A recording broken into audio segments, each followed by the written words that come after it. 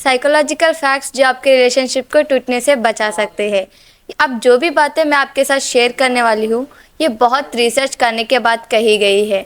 मैं इन बातों पे आपको ब्लाइंडली ट्रस्ट करने के लिए तो नहीं कहूँगी, बट मुझे ये बातें बहुत सही लगते हैं क्योंकि इस बुक में बताई गई हर एक एग्जाम्पल ऑथर के एक्सपीरियंसेस है। अब हम तो एक्सपीरियंस नहीं किए हैं, मगर जिन्होंने किए हैं उनके एक्सपीरियंसेस पे ट्रस्ट तो कर सकते हैं। लास्ट वीडियो में हम चैप्टर 1 के बारे में डिस्कस करे थे। अगर किसी ने वो वीडियो नहीं देखा है तो ये वीडियो के बाद ज़रूर देख लीजिएगा। आज हम बहुत सारे इम्पोर्टेंट लेसन्स देखेंगे, तो वीडियो को एंड तक ज़रूर देखिएगा। Chapter 2, mister Fixit and Mrs home improvement committee. इस चैप्टर में हम सीखेंगे कि मेंस ज़्यादा इम्पोर्टेंस किसे देते हैं, जैसे कि men's outdoor activities, achievements, power, goals को बहुत ज़्यादा इम्पोर्टेंस देते हैं और उन्हें लोगों से ज़्यादा चीज़ों से लगाव है।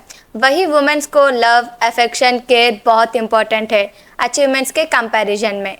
यहाँ पे मेन और वुमेन के लिए एडवाइजेस है। अगर मेन स्ट्रेस में होता है तो वुमेन के लिए एडवाइस है कि वो मेन को एडवाइस ना दे, क्योंकि वो एडवाइस लेना पसंद नहीं करते हैं।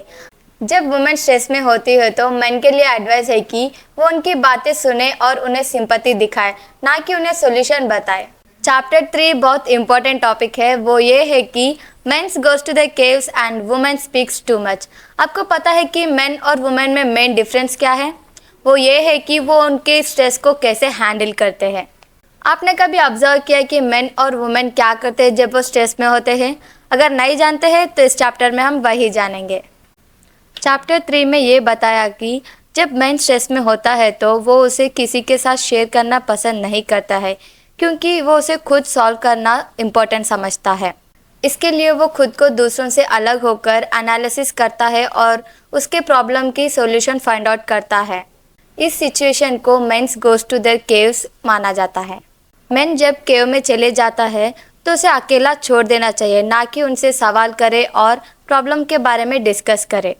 मेन अपने सॉल्यूशन फाइंड आउट करने के बाद फिर से नॉर्मल हो जाते हैं। अगर वो उस प्रॉब्लम के सॉल्यूशन नहीं निकल पाए तो वो उसी केव में रहते हैं। यहाँ पे वुमेन के लिए कुछ बातें कही गई है कि जब मेन उनके केव में चले गए होते तो तब वुमेन को क्या नहीं करना चाहिए।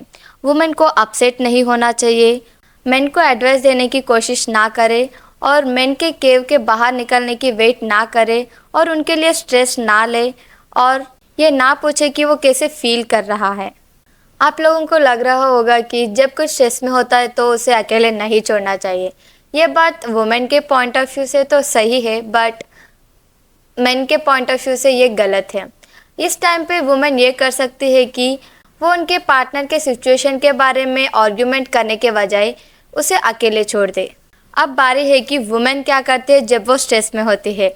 वुमेन अपने प्रॉब्लम्स के बारे में सबके साथ शेयर करना पसंद करती है and I agree this because जब मुझे कोई बात परेशान करती है तो मैं भी अपने पेरेंट्स या सिबलिंग से शेयर करती हूँ।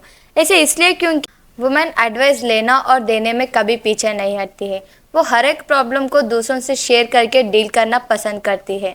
बट वुमेन को हमेशा हर प्रॉब्लम के सॉल्यूशन नहीं चाहिए होता है और वो चाहती है कि उसकी प्रॉब्लम कोई सुने और उसे सिंपैथी दिखाए, ना कि सॉल्यूशन बताए। यहाँ पे मेन के लिए भी एक लेसन है कि वो अपने पार्टनर की बातें सुनकर उनको कंसोल कर कर उनकी मूड ठीक कर सकते हैं।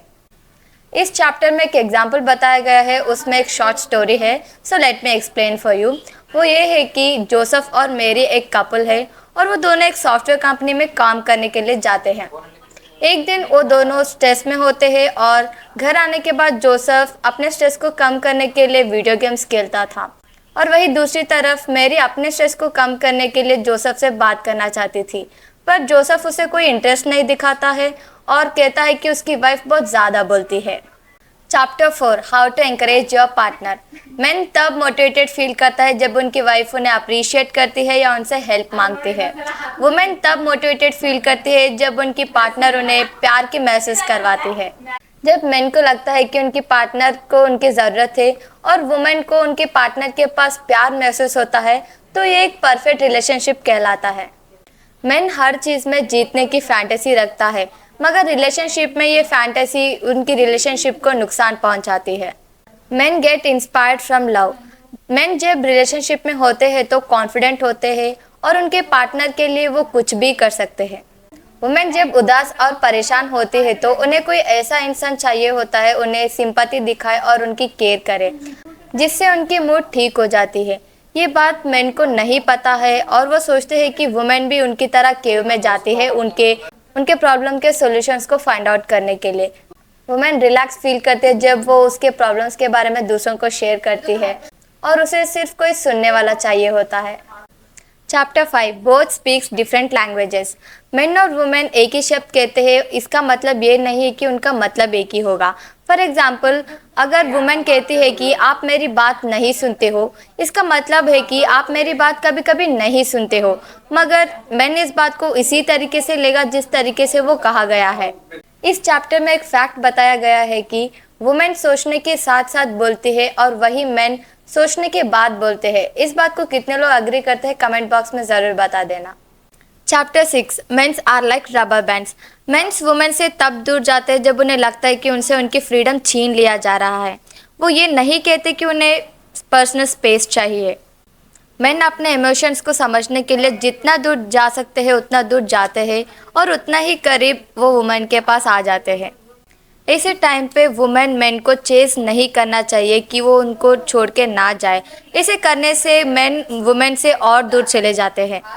शुरू से लेकर अब तक हमारे वीडियो के साथ बने रहने के लिए थैंक यू सो मच। हमारे वीडियो को लाइक, शेयर, कमेंट और सब्सक्राइब ज़रूर कर लेना।